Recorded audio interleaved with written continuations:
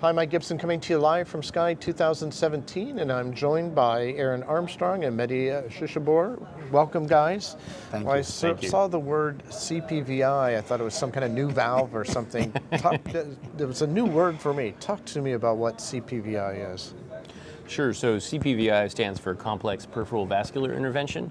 And the focus of CPVI, which we did as a 4-hour session this morning, is on advanced techniques in endovascular therapy and treatment of patients with peripheral vascular disease, both understanding the techniques, but also the disease state and the optimal therapies for these patients.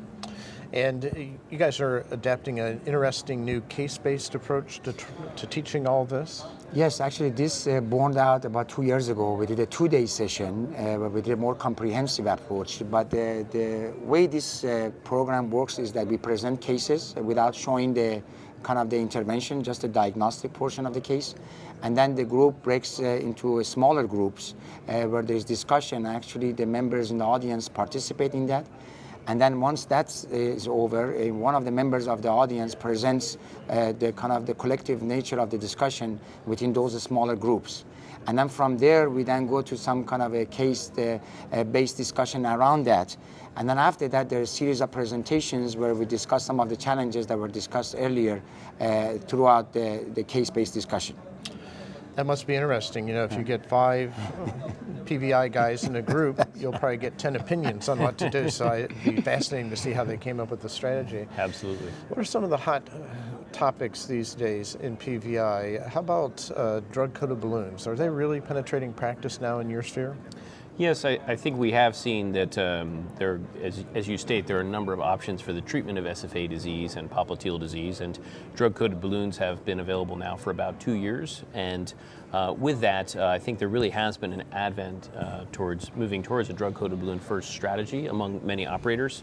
I think we definitely have a number of therapies in the SFA, including drug-coated balloons, nitinol stents, and drug-eluting stents, but we did have some interesting discussions this morning about whether to use drug-coated balloons as the primary therapy with bailout stenting versus the role of some other nitinol and vascular mimetic implants for the treatment of more complex long-segment SFA disease. How about laser treatment? That was big a year or 2 ago. Is that catching on? Well, there is a lot of excitement around atherectomy. And there's a slew of devices that are available for that purpose. Laser is one of them, obviously.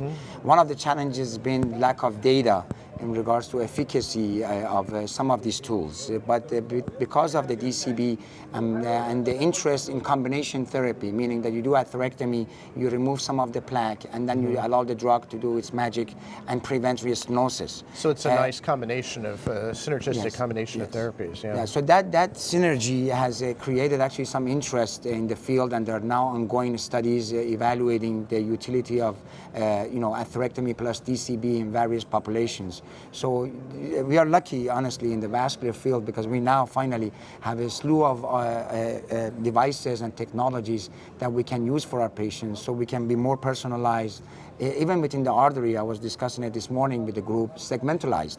So within the same segment, we may use different therapies to get the result that we want. Interesting. How about access? How is that changing? Vascular access was actually also a large aspect of what we discussed this morning. We had some great discussion around complex access for advanced aortoiliac interventions, whether that involves femoral, radial, brachial, and in some cases pedal access. But then importantly, there's been a lot of emphasis over the past 5 to 10 years on the role of tibiopedal access, especially among patients with critical limb ischemia or those with advanced claudication and complex disease. And I think in discussing with the group too, most operators have found that on average around 15 to 20% of the time, tibiopedal access may be required in order to cross a complex lesion that would otherwise fail from an antegrade approach. So I think tibiopedal access really has opened up the toolbox towards getting near 100% crossing success.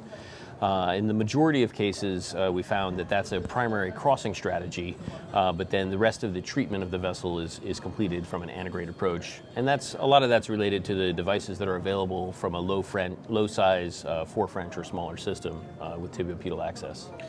A few years ago, a lot of our fellows went into PVI. They did a lot of it, got trained. They spent extra time training.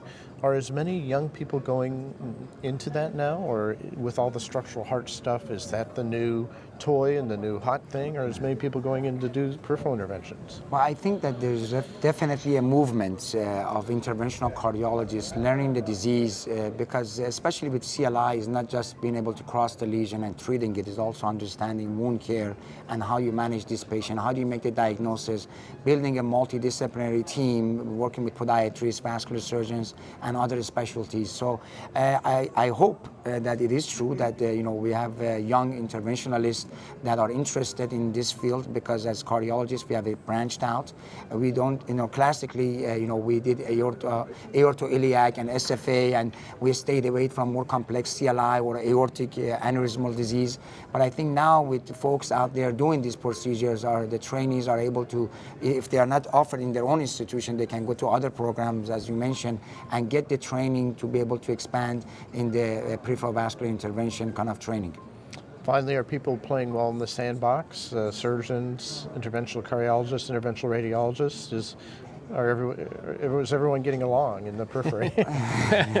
Well, I'll answer that contentious question. Yes. I think, wherever you practice, I think there's an important value of a multidisciplinary approach, because the reality is that if you're committed to treating patients with advanced vascular disease, there will always be patients who would benefit most from either an endo-first strategy, a hybrid strategy, or a surgical-first strategy.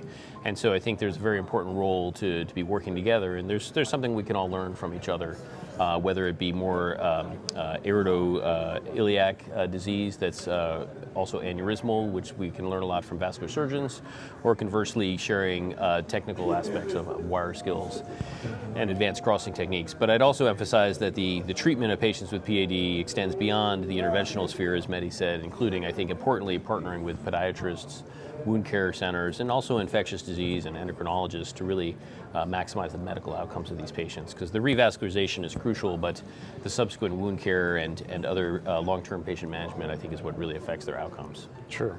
Excellent. Guys, thanks for stopping by. Thanks for joining us.